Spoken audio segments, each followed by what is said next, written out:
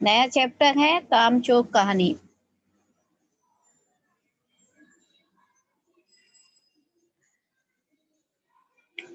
तो गुड अभी afternoon ma'am.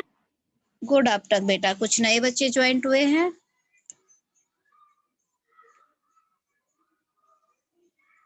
Good after.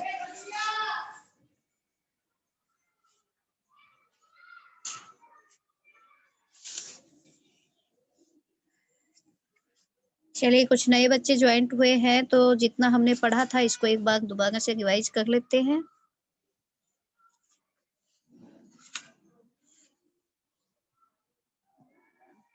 इसके लिए पहले हम वर्ड मीनिंग पढ़ लेते हैं। दबैल, दबैल होते हैं दब्बू, घमासान, घोर या भयानक, फरमान, राजाज्ञा यानी कि राजा की आज्ञा। तनख्वाह, वेतन, फर्शी, फर्श पर बिछी हुई, हवाला, उल्लेख करना, धुआंधार, ताबड़तोड़, कुमक, फौजी टुकड़ी, धींगा मुश्ती, धक्का मुक्की, लड़ना भिड़ना यानी कि शरारत। कहते हैं ना, ज्यादा धींगा मस्ती मत करो तो ज्यादा शरारतें मत करो। लथपथ, सना हुआ, दड़बा, मुर्गियों के रहने की जगह।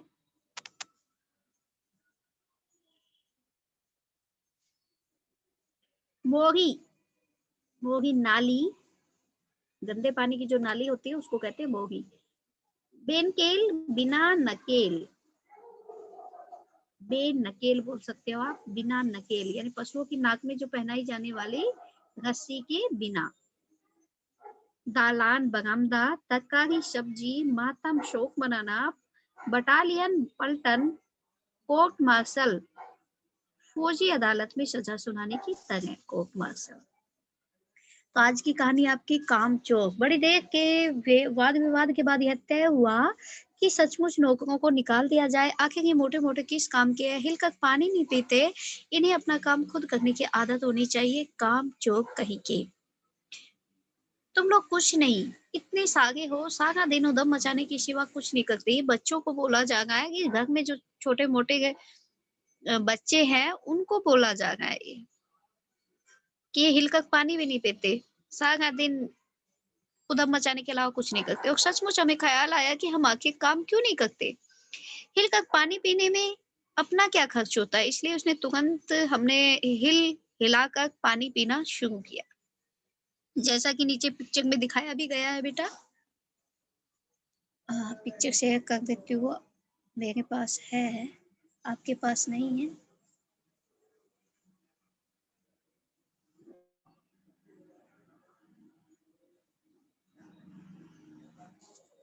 है ना। तो ये सोचते कि हम हिलकर पानी क्यों नहीं पी सकते, पानी पीने में कौन सा खर्चा आ गया। तो सबने हिल हिलाकर पानी पीना शुरू किया। हिले में धक्के भी लग जाते हैं। अब हम किसी के दबैल में तो थे नहीं कि कोई धक्का दे तो हम सह जाए। लीजिए, पानी के मटकों के पास ही घमासान युद्ध हो गया। भाई एक छुट्टी पे सारे टूट के पड़ेंगे एक टाइप पे, धक्का मुक्की तो ऑब्वियसली होगी होगी। तो वहां पर ही घमासान युद्ध होने लगा। सुहाइयाँ उधर लुढ़की लुढ़की, मटके इधर गए, कपड़े भीगे सो अलग। यह भला काम करेंगे, अम्मा ने निश्चय किया। कैसे करेंगे कैसे नहीं, देखो जी, जो काम नहीं करेगा उसे रात का खाना हरगिज नहीं मिलेगा, समझे। यह लीजिए, बिल्कुल शाही फरमान जारी हो रहे हैं। अब उनकी दादी भी कह रही है, घर काम नहीं करोगे तो तुम्हें रात का खाना नहीं मिलेगा। तो अब तो वो और ज्यादा उधम मचाएंगे।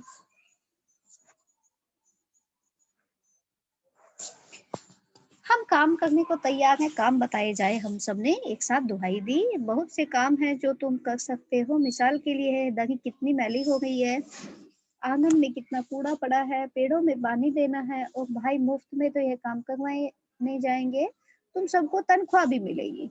अब्बा मियाँ ने कुछ काम बताए और दूसरे कामों का हवाला भी दिया। माली को तनख्वाह मिलती है अगर सब बच्चे मिलकर पानी डालें तो। मतलब कहने का मतलब ये है कि भाई माली पानी डालता है तो उसको भी तो तनख्वाह मिलेगी, हम सब बच्चे पानी डालेंगे तो हमें भी तनख्वाह मिलेगी। ए हे, खुदा के लिए नहीं, घर में बाढ़ आ जाएगी, अम्मा ने याचना की।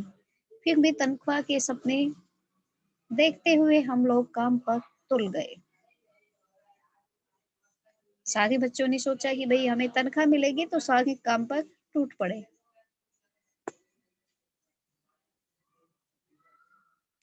एक दिन फर्शी दही पर बहुत से बच्चे जुट गए और चारों ओर से कोने पटक कर झटकना शुरू किया। दो चार ने लकड़ियां लेकर धुआंधार पिटाई शुरू कर दी।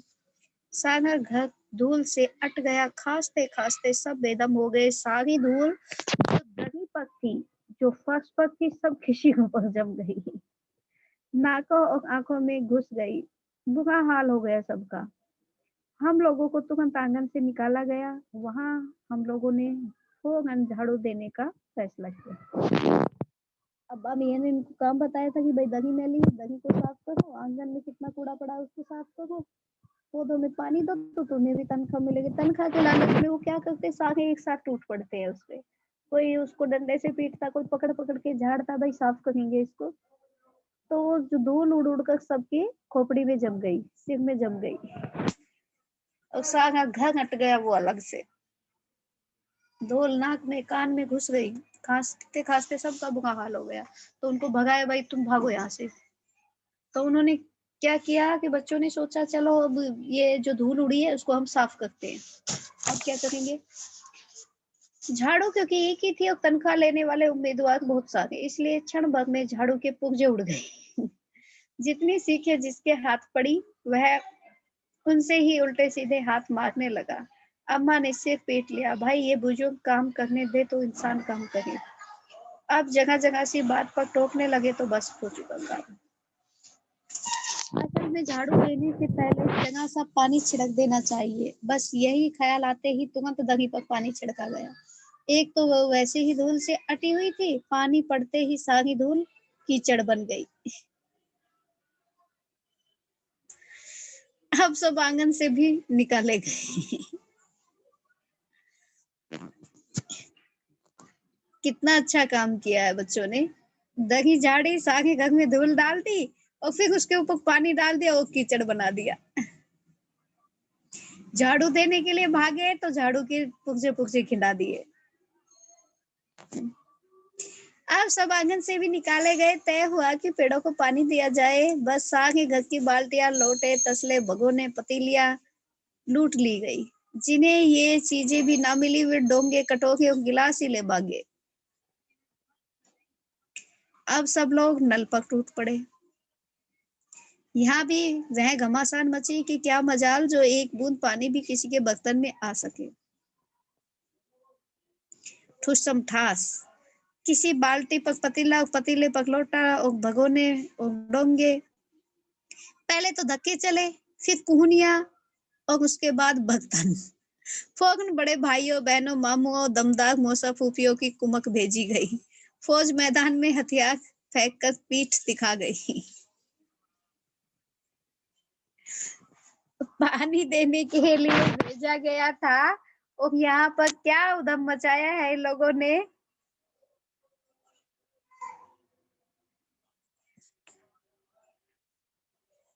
कि आपस में जूत बाज गए, भाई पहले मुझे भगने दे, पहले मुझे भगने दे, सागे उसके ऊपर वो, उसके ऊपर वो,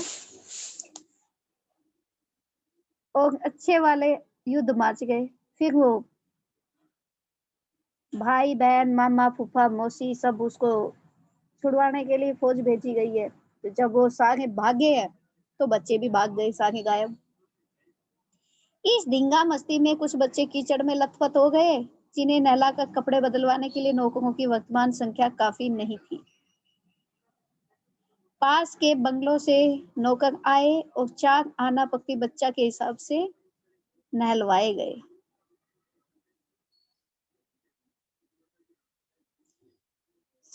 यानी कि उन्होंने सफाई की, कितनी अच्छी की।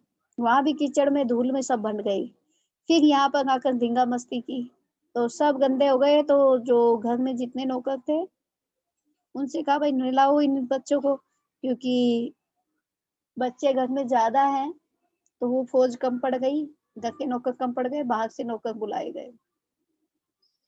वो एक बच्चे के हिसाब से 4 आना पैसे लिए और सारे बच्चे नहलवाए गए उनसे। हम लोग कायल हो गए कि सचमुच ये सफाई का काम अपने बस की बात नहीं। न पेड़ों की देखभाल हमसे हो सकती है, कम से कम मुर्गियां ही बंद कर दे। बस शाम से ही जो बांस छड़ी हाथ लगी लेकर मुर्गियां हाँकने लगे। चल दड़बे, चल दड़बे। दड़बा हमने क्या पढ़ा था, मीनिंग में पढ़ा था मुर्गियों को बंद करने का जो स्थान था वो। पिंजरा। हाँ, तो सारे बांस छड़ी डंडी जो लेकर उनको हाँकने लगे मुर्गियों को। पर साहब मुर्गियों को भी किसी ने हमारे युद्ध बढ़ हमारे विरुद्ध भड़का रखा था। ऊट पटांग इधर उधर कूदने लगी। दो मुर्गियां खीर के प्यालों से जिन पर आया चांदी के वक्त लगा गई थी, दौड़ती फड़फड़ाती निकल गई। ये लो, खीर बना रखी थी जिन पे वो जो उनकी दादी अम्मा थी वो चांदी के वक्त से सजा गई थी, उनके ऊपर से उनको मुर्गियों ने बिखेर दिया, उनके ऊपर से कूद गई। तूफान गुजरने के बाद पता चला कि प्याले खाली है और सारी खीर दीदी के कामदानी के दुपट्टे और ताजी दूल्हे सिर पर लगी हुई है।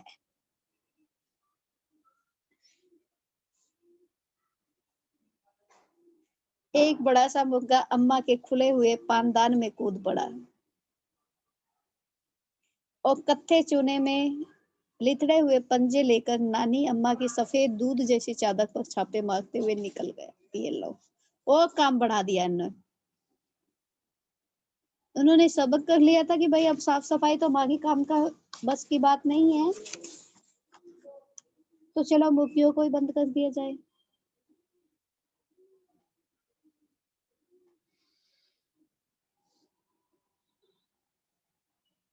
तो क्या हुआ, तो मुर्गियों को हाँकते हुए लेके आए तो एक तो उनकी खीर गिरा दी। जो दीदी उनको कर रही थी उनके सारे बाल वाल सब में लगी हुई थी, उनके दुपट्टे में। एक मुर्गा आया, उसके पानदान में पैर रखा अपनी उनकी दादी अम्मा के में, और और सफेद चादर पर पाँव छापते हुए गुजर गया। अब तो भी पिटाई होगी, कर दिया काम खूब बढ़िया है। एक मुर्गी दाल की पतीले में छप्पाक मारकर भागी और सीधी जाकर मोरी में इस तेजी से फिसली की सारी कीचड़ मौसी जी के मुंह पर पड़ी, जो बैठी हुई हाथ मुंह धो गई थी। इधर सारी मुर्गियां बेनकेल का ऊंट बनी चारों तरफ दौड़ गई थी, एक भी दड़बे में जाने को राजी न थी। इधर किसी को सूझी कि जो भेड़े आई हुई है लगे हाथों उन्हें भी दाना खिला दिया जाए। ये मुर्गी तो बांध दी।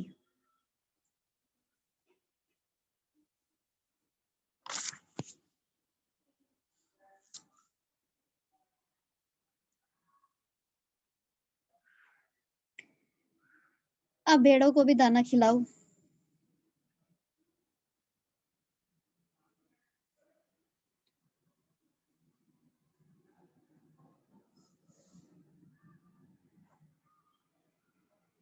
दिन भर की भूखी भेड़ें दाने का सूप देखकर जो सब झपटी तो भाग कर जाना कठिन हो गया। लष्टम पष्टम तख्तों पर चढ़ गई, पर भेड़ चाल मशहूर है। उनकी नजर तो बस दाने की सूप पर जमी हुई थी। पलंगों को फलांगती बर्तन लुढ़काती साथ साथ चढ़ गई। तख्त पर बानी दीदी का दुपट्टा फैला हुआ था, जिस पर गोखरी चंपा और सलमा सितारे रखकर बड़ी दीदी मुल्गानी बुआ को कुछ बता रही थी। भेड़ें बहुत निसंकोच सबको रौंदती मेमनों का छिड़काव करती हुई दौड़ गई।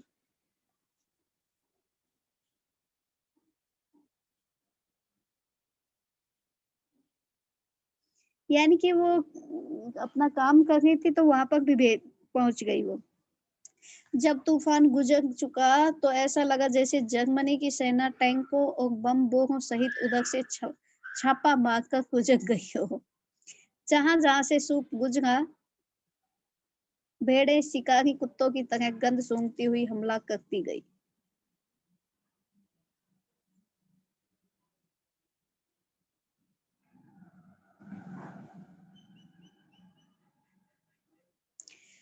हजन माँ एक पलंग पर दुपट्टे से कपड़े से मुंह ढाके सो रही थी।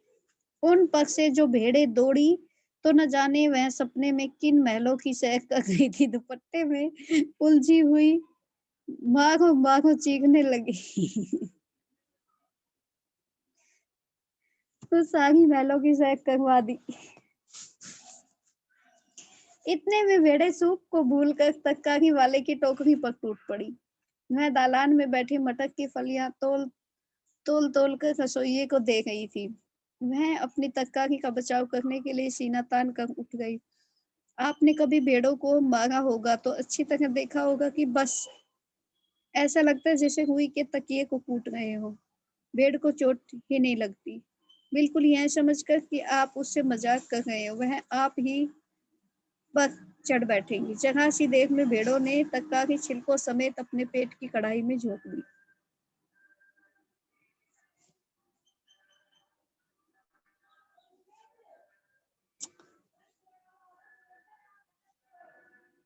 चलिए स्क्रीन शेयर करते हैं। नेक्स्ट, मैंने पहले ही बोला था ना कितना इंटरेस्टिंग चैप्टर है, पढ़ते पढ़ते हंसते हंसते पागल हो जाओगे।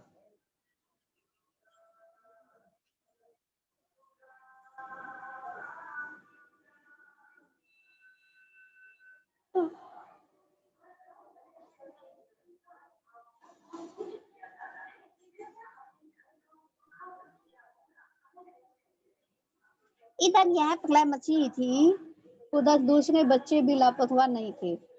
इतनी बड़ी फौज थी जिसे रात का खाना न मिलने की धमकी मिल चुकी थी। वे 4 भैंसों का दूध दूहने पर जुट गए। धुली बेधुली बाल्टी लेकर 8 हाथ 4 थनों पर पिल पड़े। भैंस एकदम जैसे चारों पैर जोड़कर उठी और बाल्टी को लात मारकर दूर जा खड़ी हुई।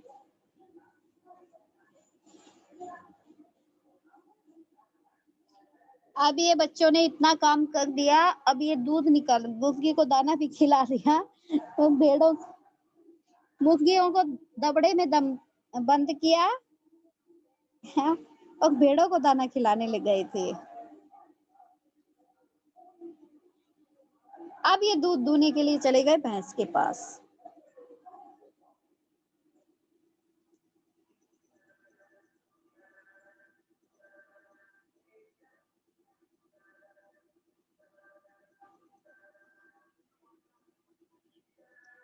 अब धुली बेधुली जैसी भी उनको बाल्टी हाथ लगी थी, वो बाल्टी उठा के चल दी है, भैंस के नीचे बैठ गए। अब एक भैंस है दूध निकालने वाले, इतनी सारी भैंस तो बिकेगी।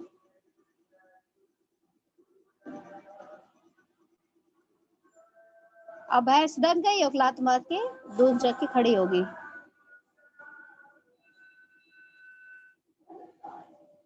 तय हुआ कि भैंस की अगाड़ी पिछाड़ी बांध दी जाए और फिर काबू में लाकर दूध दूह लिया जाए। बस झूले की रस्सी उतारकर भैंस के पैर बांध दिए गए।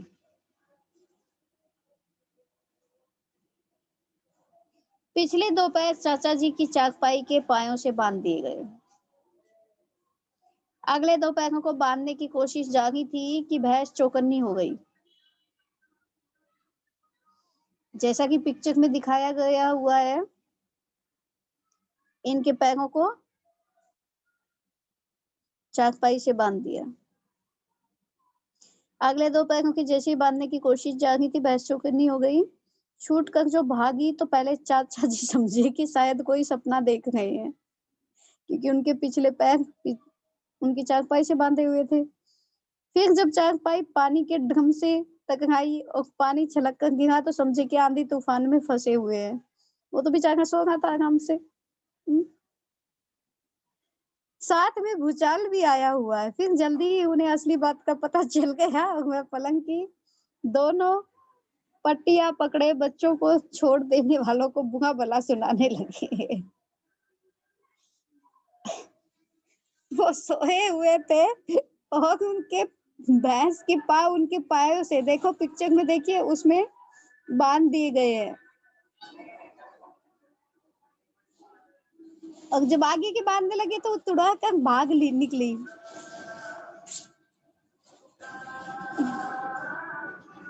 जैसे वो भागती है तो चारपाई ऑब्वियसली उसके पीछे पीछे खिसकेगी वो बेचारी सोच रही है, कभी सोच रही है कि सपना देख रहे, कभी सोच रहे हैं आंधी तूफान में फंसे, फिर सोचा भूचाल भी साथ में आ गया।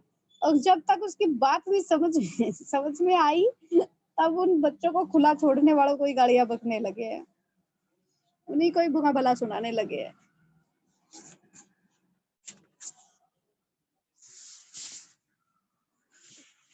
कितने अच्छे अच्छे काम कर रहे हैं बच्चे हैं।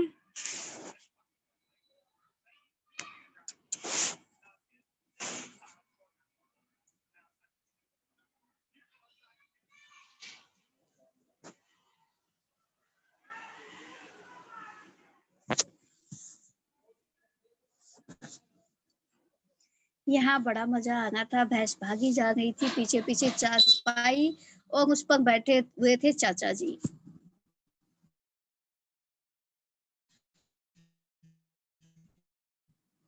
ओहो, एक भूल ही लाल बछड़ा भी खोल दिया गया।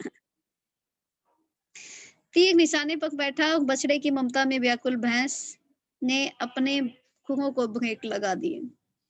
बछड़ा तत्काल जुट गया। धोने वाले गिलास कटोरे लेकर लपके, क्योंकि बाल्टी तो छपाक से गोबर में जा गिरी थी। बछड़ा फिर बागी हो गया था।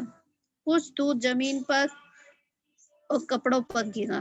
2-4 धागे गिलास कटोरे पर भी पड़ गई। बाकी बछड़ा पी गया। यह सब कुछ मिनटों के 3/4 में ही हो गया। घर में तूफान उठ खड़ा हुआ। ऐसा लगता था जैसे सारे घर में मुर्गियां, भेड़े, टूटे हुए तसले, बाल्टियां, लोटे, कटोरे और बच्चे थे। बच्चे बाहर किए गए, मुर्गियां बाग में हकाई गई, मातम सा मनाती तरकारी वाली के आंसू पोंछे गए, क्योंकि वो जो भेड़ थी वो सब खा गई थी उसकी सब्जी। और अम्मा आगरा जाने के लिए सामान बांधने लगी। वो बच्चों से इतनी परेशान हो गई कि मैं तो जा रही हूँ बस, या तो बच्चा राज कायम कर दो या मुझे ही रख लो, नहीं तो मैं चली मायके। अम्मा ने चुनौती दे दी।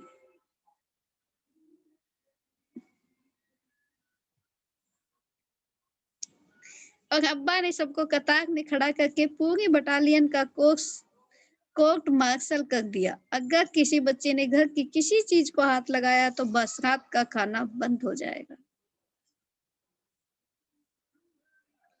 यानी कि उनकी मम्मी इतनी परेशान हो गई थी कि या तो इन बच्चों को कोई खुली छूट दे दो, बच्चा हाजी रख लो या फिर मुझे रख लो।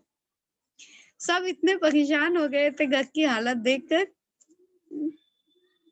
ये लीजिए, इन्हें किसी करवट शांति नहीं। हम लोगों ने भी निश्चय कर लिया कि अब चाहे कुछ भी हो जाए, हिलकर पानी भी नहीं पिएंगे।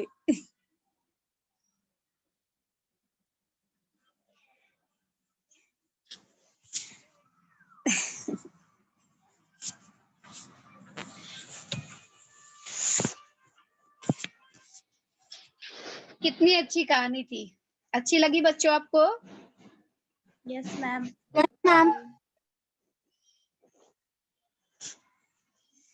Yes ma'am. बच्चों ने इतना परेशान कर दिया है सब लोगों को, और उनको स्पष्ट हिदायत दे दी गई अगर किसी ने किसी भी चीज को छुआ तो तुम्हें खाना नहीं मिलेगा। तो बच्चों ने फिर से यही निश्चय कर दिया कि चाहे कुछ भी हो जाए, लेकिन अब तो हम हिलकर पानी भी नहीं पिएंगे। और बात शुरू भी यहीं से हुई थी कि मोटे मोटे पड़े किस लिए, हिलकर पानी भी नहीं पीते। शुरू वही से हुआ था कि हिलकर पानी पीने में कौन सा खर्चा आता है, हम हिलकर पानी भी पी लेंगे। वहीं से शुरुआत हुई थी। वो मटके सुहाइया सब बगा मारी, फेंक मारी। चलिए, कहानी में मोटे मोटे किस काम के हैं, किन के बारे में और क्यों कहा गया था?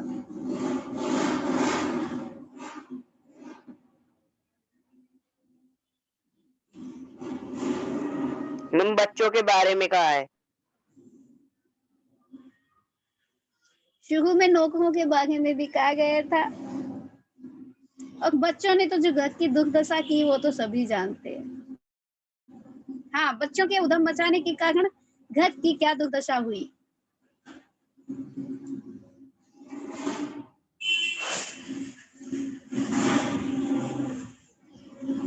मटकों में सुराहियां थी और मैम पूरे घर में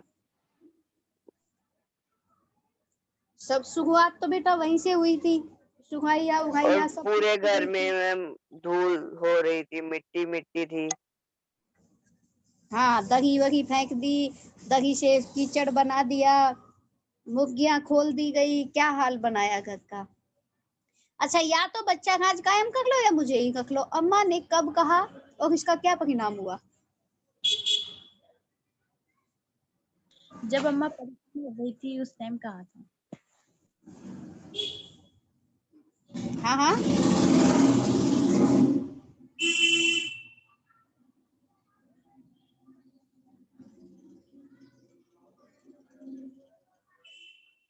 या तो बच्चा खाज मैम कायम जो कर लो। बच्चों ने मैम जो घर की हालत की थी मैम, उसको देखकर अम्मा ने कहा था। हाँ, आखिरी में तो उन्होंने सबसे बड़ी मानता कर दी कि चाचा जी की खाट से ही भैंस को बांध दिया, उनके पैरों को बांध दिया। उसके बाद जो घर की हालत हुई, वो परेशान हो। उसने तो पहले ही कहा था, शुरू में ही उनको काम देने से पहले ही मना कर दिया था उसने तो। वो इतनी परेशान हो गई, घर की जो हालत हुई उसको देख के परेशान हो गई कि भाई या तो इन बच्चा काजी रखो या फिर मुझे ही रख लो। उसका परिणाम क्या हुआ कि उनको हिदायत दे दी, अगर किसी ने किसी भी चीज को छुआ तो उनको खाना नहीं मिलेगा। और फिर से बच्चों ने कसम खा ली कि अब तो हम हिलकर पानी भी नहीं पिएंगे।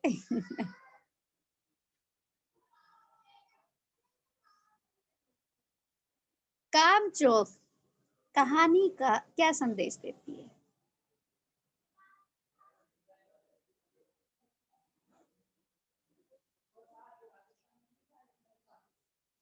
बेटा, चैप्टर पढ़ाने के बाद साथ साथ क्वेश्चन पूछे जाए तो हमें पता चल जाता है हमें क्या पढ़ा है। मैम इस कहानी से हमें पता चला कि मैम बच्चों को घर के कामों से अभिज्ञान नहीं होना चाहिए। हम्म,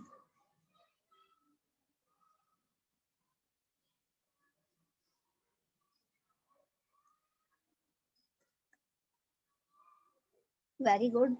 देखा ना, तुमको हवा में देखा ढकी कितनी है।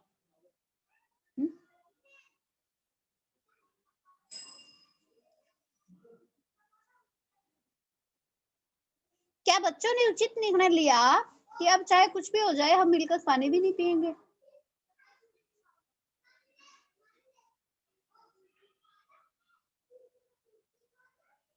बताओ।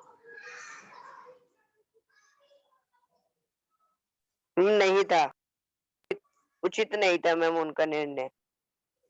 क्यों? क्यों?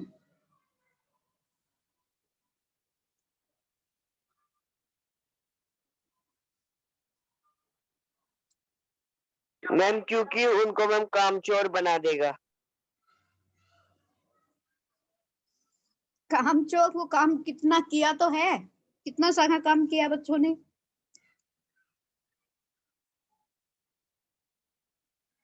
हम्म,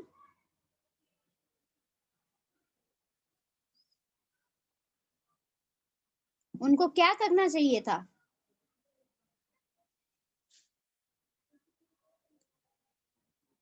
क्या करना चाहिए था उन्हें? मैम बच्चों को मैम काम तो करना चाहिए था, पर मैम समझदारी से। हाँ, शाबाश। उनको काम तो करना चाहिए था लेकिन थोड़ी और मैम समझदार। उनको मैम बड़ों से सीखना चाहिए था क्या काम कैसे करते हैं ये वाला।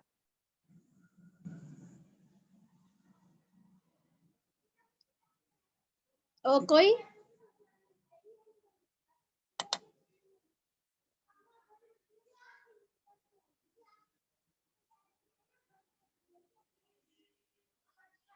बताओ बेटा।